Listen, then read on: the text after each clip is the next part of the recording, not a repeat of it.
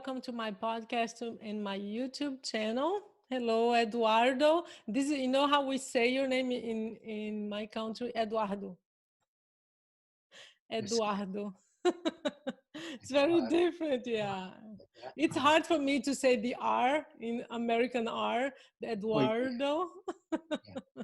So is that from the Portuguese side or? Portuguese. Yeah, Oh, it's Portuguese. Yeah. So my guest today is Eduardo Duran. He's a clinical psychologist and he works extensively with historical trauma and particularly the indigenous people. We know that the trauma comes from many, many generations, and this is what Eduardo works with. He has written books about this. He's been treating this population for many years. And I'm so honored to have you here with us today, Eduardo. Welcome to the podcast. well, honored to be asked, and thank you for doing this amazing work that you're doing and for finding us people out there in the remote Mhm. area of the world to talk to. Not as remote. You're in Montana, right? Yeah, Yeah. Where in Montana? Hawaii. Oh, yeah. Well, Uh, it's really a beautiful place. I don't know if you've ever been. And where I live, it's in a valley surrounded by mountains, and yeah, it's an incredibly beautiful place. And of course, all of it is indigenous land, but this specifically where I'm at was called the Valley of the Flowers, and and so mhm. it has a history of nonviolence that goes way back when a female voice from the sky told the tribes here to stop fighting and spilling blood into the ground. Yes. So it Yeah. has that, yeah, So Montana, does that mean mountain? yeah, yeah. Montan. Yeah, because in Portuguese it's the same word. It's montanha. Oh, okay, yeah. Yeah, that means mountain for us too. So Eduardo, thank you. The first thing I want to ask you is to please correct me if I say anything that is not language appropriate. Because like you, I have been studying and I have been trained in Western society, Western schools. So, and I know how important language is. So please, if I say something that you feel that is not right, it doesn't land in well, do correct me, okay? Yeah, I'm sure you'll do everything perfect. Oh yeah, right. I don't know based on what you thought that, but anyway, let's first start talking about your story, your own story. Did you always want to treat this population? Was it something that was in your mind when you started No, your my career? story of becoming, no, I never had a plan. You know, growing up, we grew up very poor and, wasn't supposed to be able to go to college. So because of that, I went into the military and spent 6 years in the military during the Vietnam conflict. And after I got out, I started taking a course here, a course there.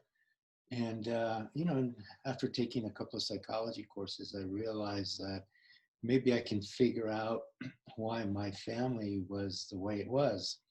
And, Mm. uh, and so I kept getting, and pretty soon had to declare a major and then, got a degree and then a master's degree. And like, but it was never a trajectory planned and not by me anyway. It was planned by the mystery, but Mm-hmm. I was just fumbling through life. Mm-hmm. Just sort of happened. It did. So you trained in Montana. That's where you went to school. Oh no, I started in California actually, at San Diego State. That's where I was stationed, and got my master's also in California, and also the Mm-hmm. doctorate.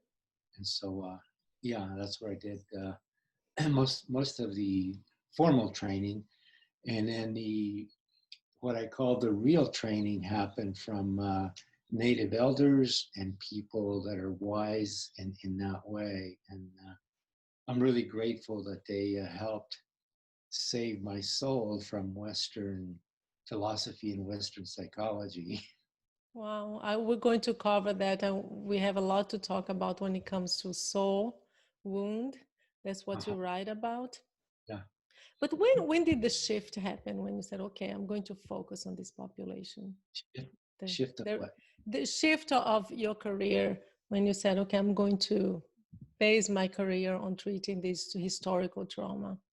Again, accidental, and I was working in a native community as an intern, and that's when an elder requested to see me, and whenever their request came, my initial response was, I don't want to see him.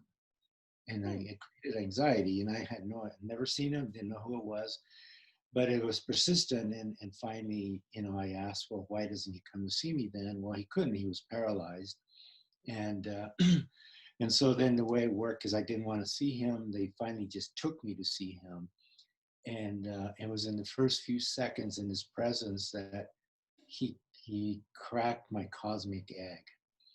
I mean, the very Hmm. first thing he said to me, because here he's in his bed, he's like a skeleton, and there's bags collecting body fluids hanging on the bed. It's a very poor shack, and I'm really feeling anxious and Wow. panicky because I can't be Wow, there. you know what? I'm feeling that too right now. Yeah, and of course I'm the only mental health provider there as an intern, so I have to stay and pretend that I know what I'm doing. And as soon as I walked in, he laughed. And the very first words he said to me, don't think that way. There's other realities. And so I'm trying to diagnose him. And I thought, if he thinks that he knows what I'm thinking, he must be really crazy because that's ideas of reference and he can't. But then he laughed again and he asked me a question that made no sense until many years later. And he says, well, have you ever seen the colors? And I'm like, what? And my mind, You're so confused by then, right? and then he laughed again, and by now the panic is becoming stronger and stronger. I'm getting dizzy. Then he says, well, let me show him to you then. And I says, no, sir, I don't want you to show me anything. And literally, I almost lost consciousness at that moment. And all I could do is run out of that shack and never want to see him. But right as I'm at the door, he says, I want you to come back and see me again. And I was like, I wish he hadn't said Wow. that because I kind of have, if he's Hmm. a patient, I need to be nice and polite. But yeah, it was. And what I realized in retrospect is that it was during that first encounter that he gave me that spiritual transmission that overwhelmed the ego. And that's where the ego wanted to just go to sleep Of because course, I had, yeah. I had no context for what was happening process wise. Hmm. Yeah. Wow. So, That was powerful, huh? yeah. Talk about your experience. I'm nervous. I'm very nervous right now. And even every time I tell that story, it just, I could feel it all over again. Just how powerful that process was. And of course, I didn't know who he was. I thought he's just this old guy and, Hmm. he wants company. And so I went back, and so I continued seeing him. Pretty soon I was comfortable with him. And every time I'd see him, he would ask me what I was learning, and he would always laugh. And so this happened for 3 years. And make a long story short, on June 18th of, I think, 1984, somewhere in there, I went to see him. And because, I'd visit him pretty regular now, I had developed an affection for him, and he wasn't a patient. I didn't know what he was because he spoke in riddles that I didn't understand. And he would just say Hmm. this crazy stuff. And I thought, oh, the community thinks he's okay, so I guess he's not crazy. And so I went to see him, and he's sitting out on this little porch in his wheelchair wearing a headband and a brand new shirt. And he was looking very regal. He was just sitting like this. And so I sat on the stairs next to him, both of us facing the same direction. And he proceeded to then talk to me in very precise, rational language, Hmm. explaining sort of how to understand what he'd been saying. And at that time, I thought, man, this guy, I was a little bit upset because he's been messing with my head. He could have talked to me like this the first time, and because I know he can. Hmm. And but waited for 3 years. But what I didn't know is that 2 days later, which happened to be the solstice, very holy, sacred day, uh, he they brought him his altar, which happened to be a pipe, Hmm. and he smoked his pipe, he left into the spirit world. Wow. So then I knew that I had been in the presence of really holiness. And he Mm-hmm. and so the 2 days before I called that, he gave me the Rosetta Stone to interpret all the other stuff that he'd been saying for 3 years. And Mm-hmm. that continues to happen. It just Mm-hmm. continues to emerge in my writing, in my talks. Uh, for years and years, there was endless depth to that. And Mm-hmm. so, And here so you are. yeah, here I am talking to you from another part of the world, and Mm-hmm. indigenous people probably in other parts of the world. And so they'll understand exactly what I'm talking about. Mm-hmm. Well, you said they understand what we're talking about, and one of my ideas today is to educate my listeners on not just language, but to understand where we go wrong when we approach this population. One of the concepts that I was I was very drawn to, and I'll tell you why. I've been taking this class online with, I don't know if you know him, John Somers Flanagan. I know him. He's specializing in treating suicidal patients. In Huh. one of, and I'm doing this class online, and because it's real sessions with clients. Oh, And one of the clients is Indigenous. oh, And I remember when I was reading your book, I could just see him, all his struggles. And one of the things that he mentioned all the time was, we are warriors. We are warriors. And I said, wow, what does that mean to be a warrior? That's so I did some research at the time when I was taking the class, and I believe that's how I found you. He said, what are warriors? What does he, but that's how uneducated we are in their language, right?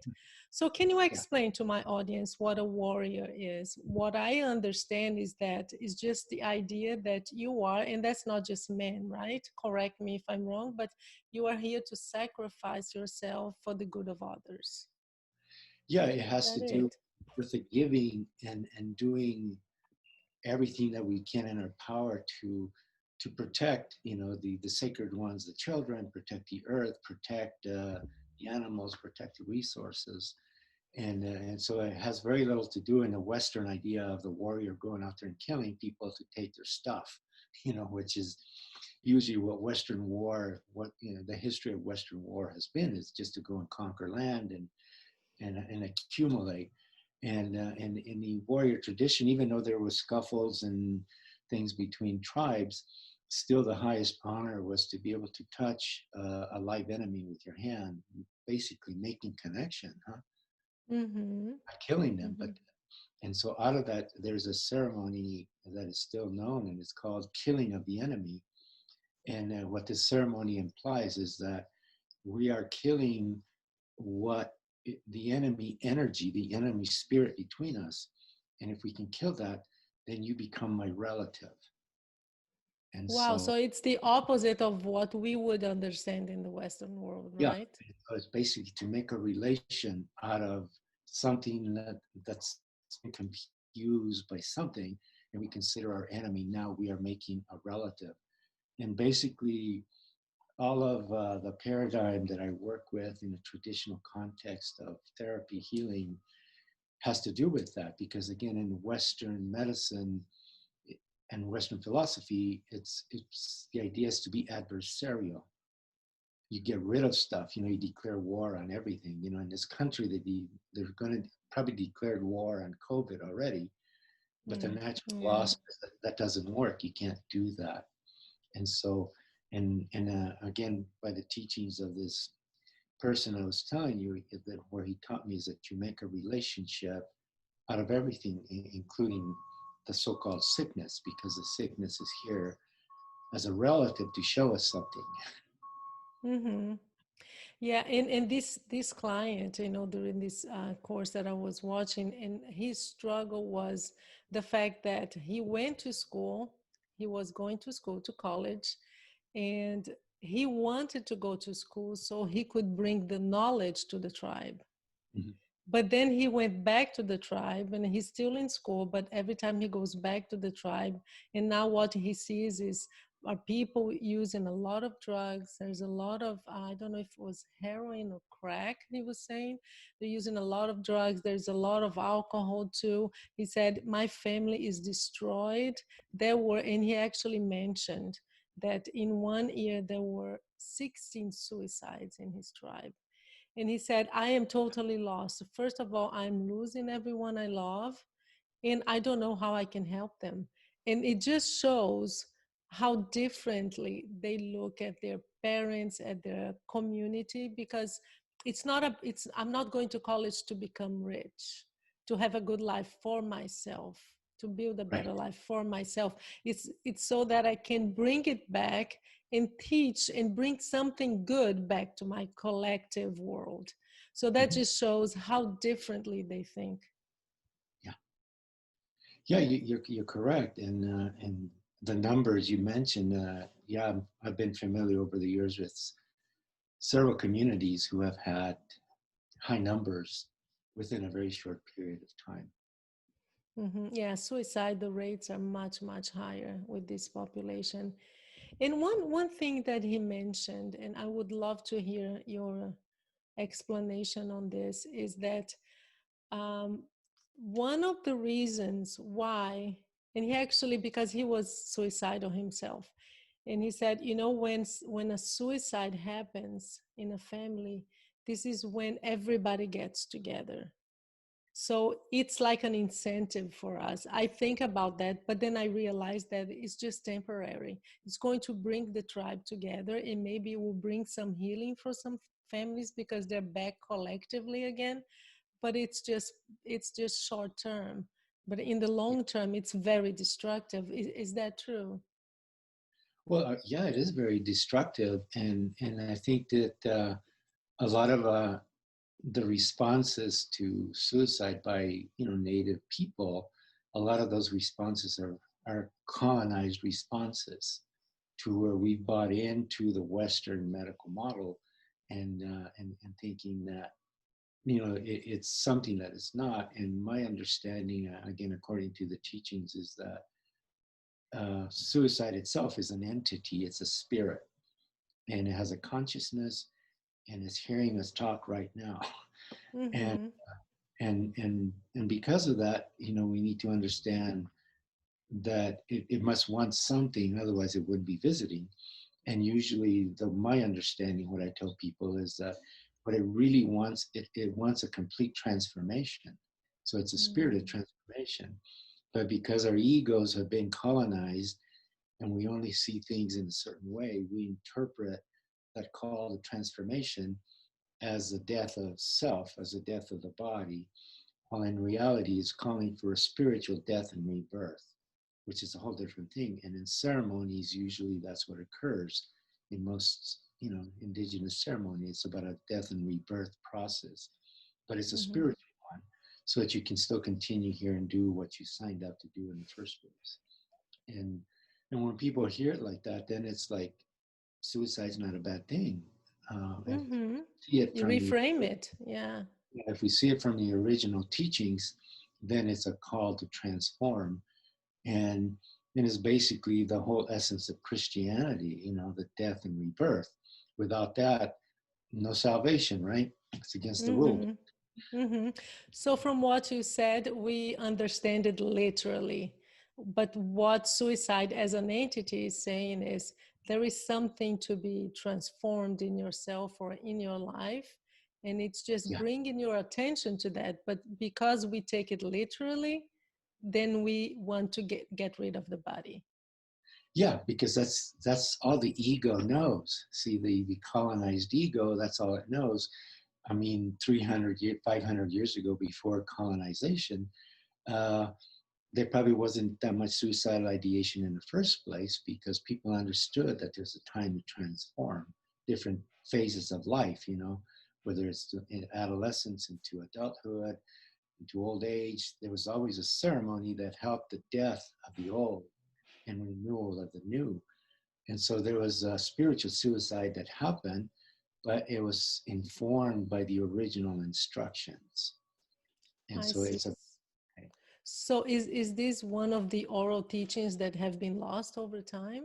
yes, yeah, and of course we get educated in the Western system, and then we learn, all the good things that we do, which are useful. But then this piece isn't taught because the Western system doesn't know it either, Mm-hmm. and this knowledge is useful for all human beings because it's the original knowledge, and it doesn't belong to anybody. It comes directly from the mystery, into the plant world, this world that we live in. And then Mm-hmm. we hopefully enough people have paid attention to where they can still understand the original meaning of some of the teachings. And I was fortunate that this old man that I told a story about for 3 years told me this stuff that made no sense. At the same time, I'm taking PhD courses, and and here's a parallel thing, Wow, it must be such a conflict. yeah, because at one point I just wanted to quit the PhD, but he refused to let me. He says, "No, you cannot do that," which really surprised me because I thought he'd be totally okay with it. And he said, these are the exact words he said to me. He says, "When you're finished," he says, "you will have twice the power." Wow, that's lucky you that you had him because could have Yeah, been the opposite, right? yeah. And you wouldn't be able to treat this population today, maybe if you Well, didn't no, have a I wouldn't PhD. be. Yeah, Yeah, I don't know what I'd be doing, but yeah. he didn't have education. And so it surprised me when he really said no, because I had already made the decision, and I was a little bit proud of myself for making the decision. Mm. And I'll never forget, he couldn't move very much, but when I told him, he just barely moved his head. He just went like for him, that was like a big no. That's a big no, just so you don't, if you don't notice, that's what I'm saying. No, right? I'm Yeah, glad you did. I'm glad you did. yeah. So, Eduardo, this is you're talking, and I'm thinking we hear, and I know people who work with mental health. We know that the numbers of suicide are so high with indigenous people. There is so much addiction and all of that. But then what happens is we have an initiative that it's usually governmental. They come in with their groups, their teams. They stay there for a few weeks, and but it doesn't seem to help. I mean, we look at the numbers, and why does that not help? Is it because we approach them going the wrong way because it's a Western education? I mean, what is the right way to approach this I population? guess the short answer could be yes, but there's more to that. And Albert Einstein. Oh well, first Albert Einstein said, you cannot correct or fix a problem with the same thing that caused the problem, right? Yeah. So if colonization is the root of suicide, or some of those issues for non-indigenous people, then how can we use colonized thinking to think we're going to go fix it? I'm not a Hmm. rocket scientist, but I can connect those dots. Sure. Yeah, it makes So sense. Yeah. yeah, and in 12 steps they have a saying. They say, doing the same thing over and over, expecting different results, is the definition of insanity. And so Mm. basically, when I see therapists doing the same thing over and over, and people continue being addicted, and well, that's insanity because it's not working. So even if you do something wrong, do something different. And that was the gift that was given to me by by this elder and other elders, to where they say, well, why don't you say this? Why don't you do Mhm. that? And then it shape shifts, the whole cognition, just like what we talked about suicide. And then another thing that colonization does is it literally sucks the souls out of people.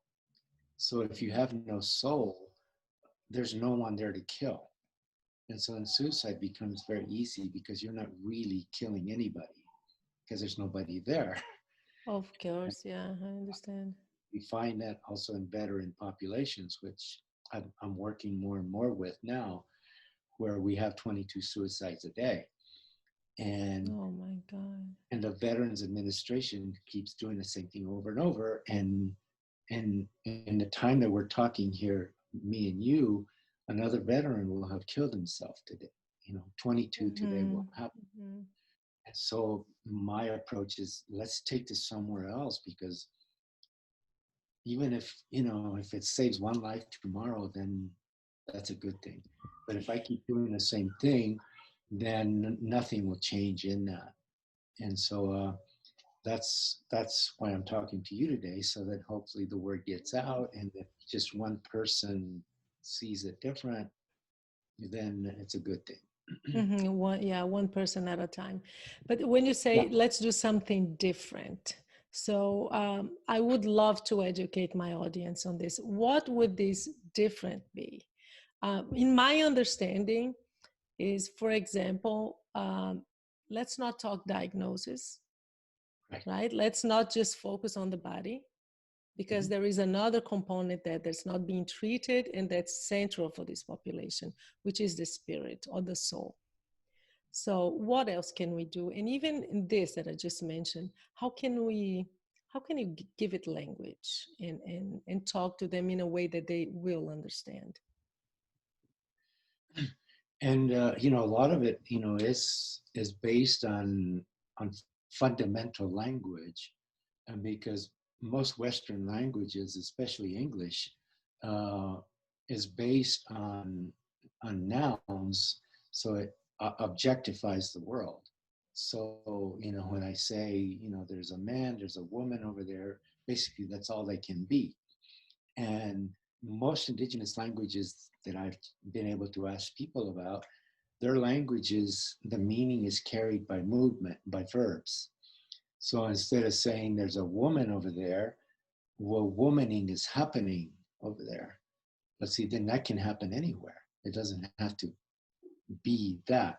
And so in Western diagnosis, when we say to somebody, you are an alcoholic, you're a major depressive disorder, you are suicidal, and in the very next breath that they breathe in, they take in that identity. And so the way I kind of, using the English language, the way I get around that is by saying it different. Basically, instead of saying you're a major depressive disorder, and I always put it in probabilistic terms. I say maybe the spirit of sadness is visiting you.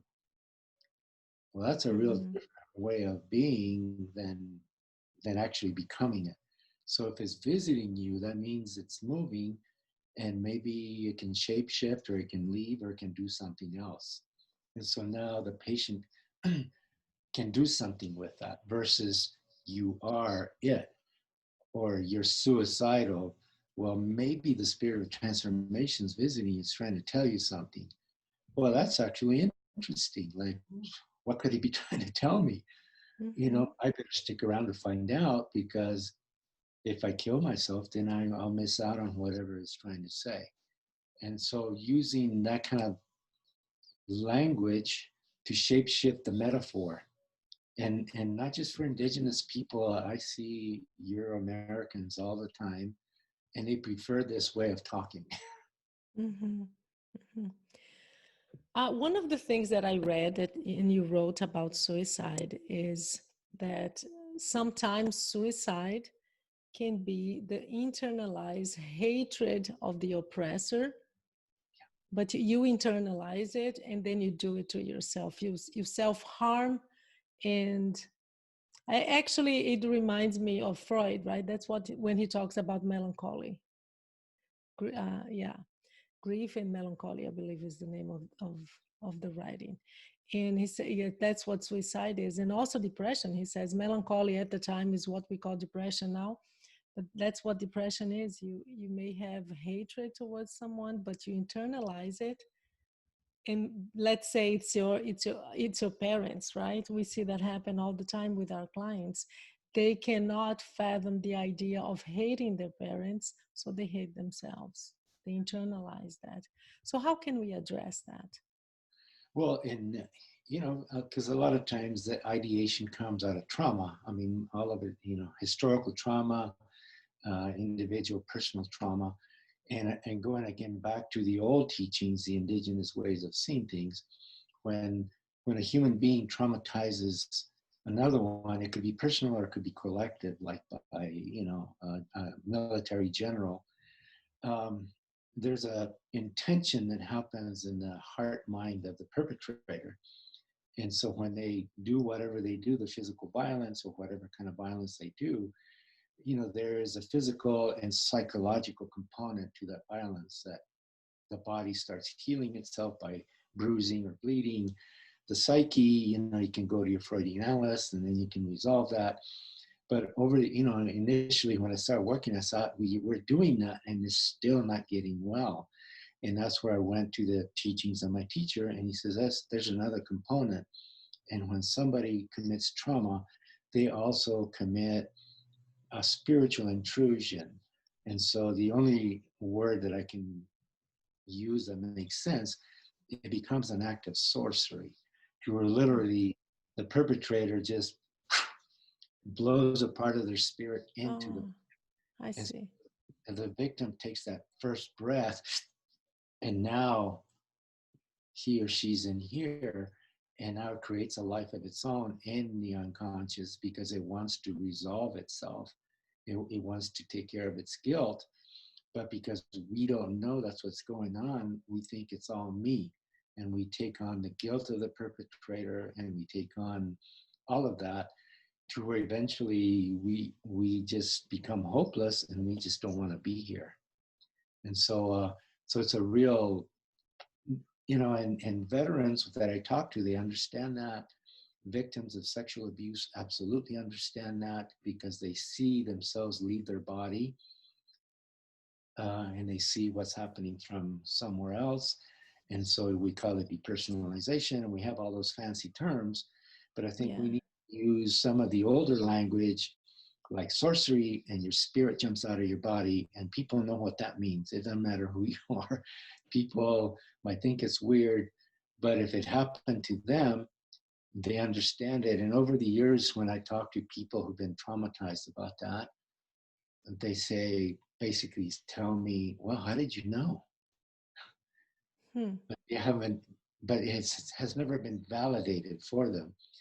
Basically, Western therapy takes them as the patient, and now they need to be fixed, right? And that's the whole idea. They need to change behavior, and a Hmm. lot of that is good, but until we heal the internal perpetrator, that act of sorcery that intruded in us, it doesn't. And I've worked with people in their 70s that have been struggling for 60 years and done everything, the therapy, the medical, everything, and is Hmm. still there until something happens spiritually and ceremonially to be able to take care of this negative energy.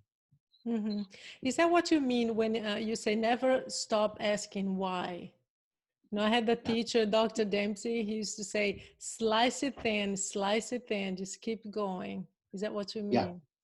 yeah, yeah, yeah. And the most basic question, because at some point, and this is, the whole Paulo Freire method, right? Where you just go ask something really simple to change consciousness, right? Mm-hmm, mm-hmm. And he uses that Yeah. fancy Portuguese word to say conscientização or What is something the like what that. is the Portuguese word?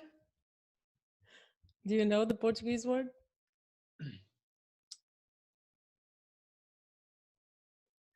Uh, well, it's conscientização or something like that. I've just seen it written. I never heard it said. How do you say it? I don't know what word it is. Conscience. No, I don't know what you It mean. basically is what he's meaning is consciousness, a shifting in consciousness Ah, by asking simple consciência. questions. Yeah, Consciência. Yeah.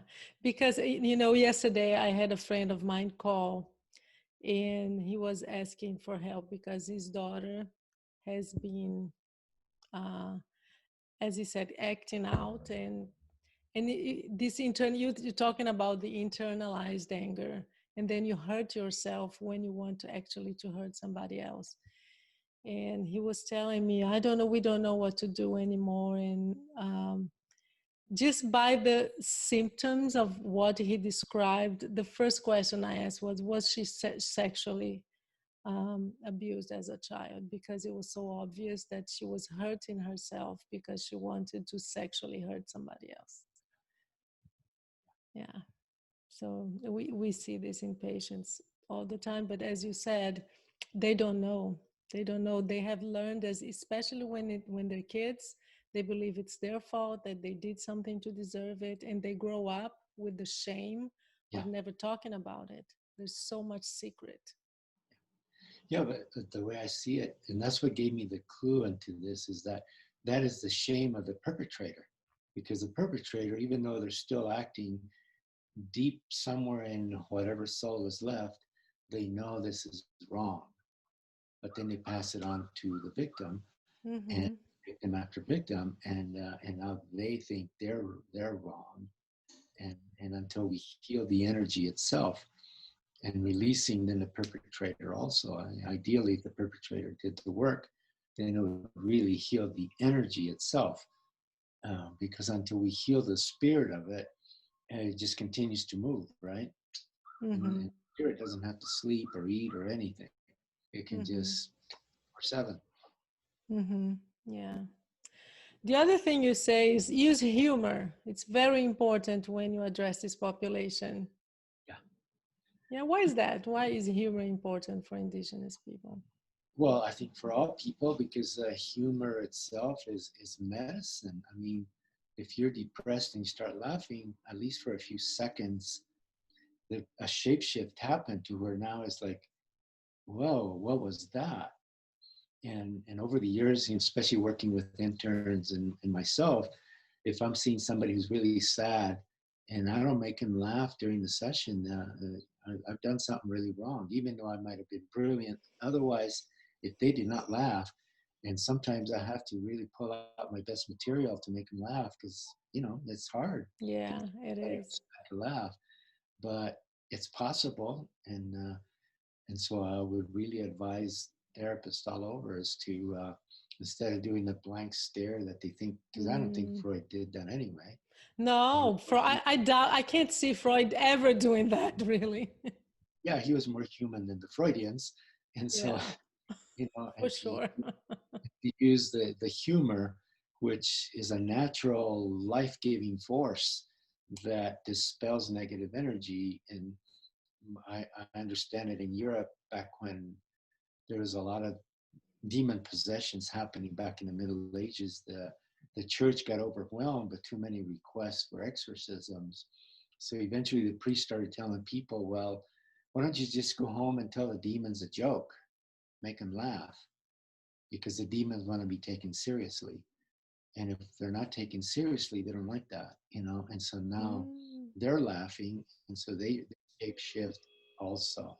Yeah, and then that's a challenge for us therapists because the client comes in and it's a very difficult, of course, conversation to have when they're suicidal. And I actually I do the same you do. If my client doesn't laugh in a session, I did something wrong. Yeah, I have the same impression that you have to get them out of that state, because that state they already know it really well. So show them something different, and also show them that there is a range of emotions that you can feel. It doesn't mean that you're there and that's all you can have and express. Yeah, and then I also have them have a conversation with the spirit of suicide right there in the session. And even the ones that have been very suicidal get really a little bit upset. It's like, now? I said, well, you're thinking of doing it. What's the big deal? Just talking to it. I mean, and they're like, Yeah. whoa. And then they say words to it. And now, see, they're in relationship versus Hmm. being a victim. Now they're in relationship. And And you externalize it. yeah, and the protocol is to identify yourself, tell it your name and your parents' name, grandparents, as far back as you can go. Then you ask the spirit of suicide, well, what's your name? And who are your parents? And who are your grandparents? As far as back as, and then you give it a gift. And if you give it a gift, now you're in a relationship. Now that spirit has to say something back to you. So it'll respond either in a dream or in a synchronicity or in some way it'll respond back. And now that becomes really interesting to the patient because, like, gee, I wonder what it's going to tell me. Hmm. So now they're willing to wait because now they're in relationship Mm-hmm. versus getting a contract that doesn't usually mean a whole lot because they know what to say to you, Yeah. and if they Yeah. want to do it, they're going to go do it right after they tell you they're not. But if we use some of this ancient metaphor, the way I understand it, is weird enough to be interesting, Mm-hmm. and the soul understands it. Yeah. You were saying this, and I'm thinking about someone I interviewed for the podcast, and she has had suicidal ideation most of her life, started in early teens, and she said exactly what you just mentioned. She said, "I have the way I have learned to deal with this is to talk to it. I talk to my ideation," and she actually teaches that to her patients because now she's a counselor, and she tells them, uh, "Say thank you. I know that you're trying to protect me. That's what you're trying to do. It's like what we call bad emotions, right? They all have a function. So I know you're trying to protect me. Thank you." Thank you for that. And she just starts a conversation, and by externalizing that and seeing that I am not it, it Yeah. changes everything. Yeah. And imagine if she gives it a gift. Mm-hmm. See, Yeah. because yeah, my first law of the universe is that there's no free lunch. So if that energy is teaching us something, we need to give something back. Otherwise, it'll take something because Mm-hmm. that's how the universe is wired. It's wired to be in balance. And so by giving it a gift, now we're in real relationship with each other. And so, Mm-hmm. Mm-hmm. It changes everything. Eduardo, thank you so much for your time. For your time, I was going to say well, tempo thank in Portuguese because I said Eduardo, not the you. So American what were you going way. to say? I just said Oh, Eduardo. Thank you for your tempo. Tempo is time in Portuguese. tempo. Okay, yeah. Yeah, I So, think it's just because I said your name with the Brazilian in the Brazilian way. It's like here when I say my name, I say in Portuguese it's Paula, but I've stopped doing that because people always go, "What?" Say Paula. Yeah, okay, whatever. oh, As long as you can repeat it, that's fine. well, I'm offering a kind of a smoke offering here for the words that we said, for that spirit of transformation, Paula, for you Hmm. and your work, and that you can be blessed by the mystery, as you take this word wherever you're going to take it. So, Thank you. Thank you. okay. That's lovely. Thank you very much. Thank you for being with us, and I hope we have educated my audience a little bit. Thank you. Well, a little bit. Okay.